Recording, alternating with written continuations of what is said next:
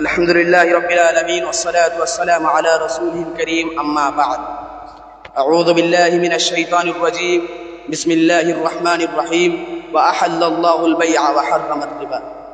صدر محترم، حکم صاحبان، مشفق و مربی اساتذہ اکرام اور میرے عزیز ساتھی، آج کے اس سالانہ بزم میں میرا موضوع خطابت ہے سود کی قباحت اور اس کی مروجہ شکلیں۔ حضرات، سود کو عربی زبان میں ربا کہتے ہیں، جس کا لغوی معنی ہے زیادتی اور بڑھوتری کے، اور شرعی اصطلاح میں ربا کہتے ہیں کسی کو اس شرط کے ساتھ رقم ادھار دینا کہ وہ واپسی کے وقت کچھ رقم زیادہ دے گا۔ حضرات، اللہ تبارک و تعالیٰ نے خرید و فروخت کی مشروعیت اور سود کی حرمت واضح انداز میں بیان کرتے ہوئے فرمایا وَأَحَلَّ اللَّهُ الْبَيْعَ وَحَرَّمَ الرِّبَا۔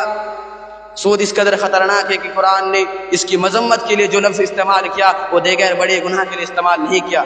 فرمایا یا ایھا الذین آمنوا اتقوا اللہ وذروا ما بقی من الربا ان کنتم مؤمنین فإن لم تفعلوا فأذنوا بحرب من اللہ ورسولہ۔ اے ایمان والو، اللہ سے ڈرو اور جو سود باقی رہ گیا ہے اسے چھوڑ دو اگر تم سچ مچ ایمان والے ہو، اور اگر ایسا نہیں کرتے تو تم اللہ اور اس کے رسول سے جنگ لڑنے کے لیے تیار ہو جاؤ۔ معلوم ہوا کہ سودی لین دین کرنے والوں کے لیے اللہ اور اس کے رسول کی طرف سے اعلان جنگ ہے اور ایسی سخت وعید ہے جو کسی اور بڑے گناہ کے ارتکاب پر نہیں۔ اس آیت کریمہ کی بنا پر ترجمان القرآن حضرت عبداللہ بن عباس رضی اللہ عنہما کا قول ہے جو شخص اسلامی مملکت میں سود چھوڑنے پر تیار نہ ہو، خلیفہ وقت کی ذمہ داری ہے کہ اس سے توبہ کرائے، اور پھر بھی وہ باز نہ آئے تو اس کی گردن اڑا دے۔ سامعین اکرام، سود کی قباحت کا اندازہ اس بات سے بھی لگایا جا سکتا ہے کہ رسول اللہ صلی اللہ علیہ وسلم نے سود کھانے والے، سود لکھنے والے اور اس کی گواہ بننے والے تمام لوگوں پر لعنت بھیجا ہے۔ لعن رسول اللہ صلی اللہ علیہ وسلم آکل الربا وموکلہ وکاتبہ وشاہدیہ وقالہم سواء۔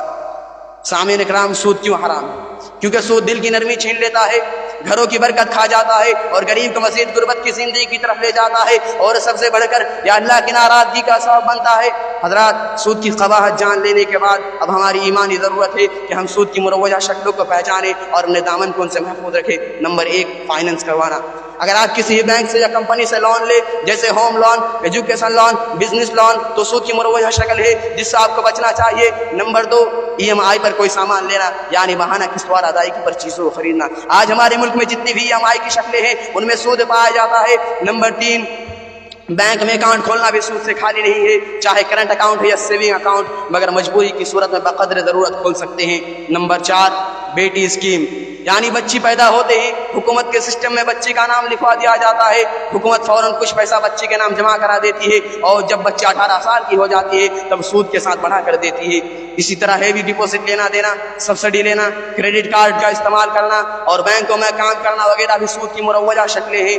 آخر میں اللہ تعالیٰ سے دعا ہے اللہ تعالیٰ ہم تمام مسلمان بھائیوں کو سود کی قباحت اور اس کی مروجہ شکلوں سے بچائے، آمین یا رب العالمین۔ وآخر دعوانا ان الحمد للہ رب العالمین۔ السلام علیکم ورحمۃ اللہ وبرکاتہ۔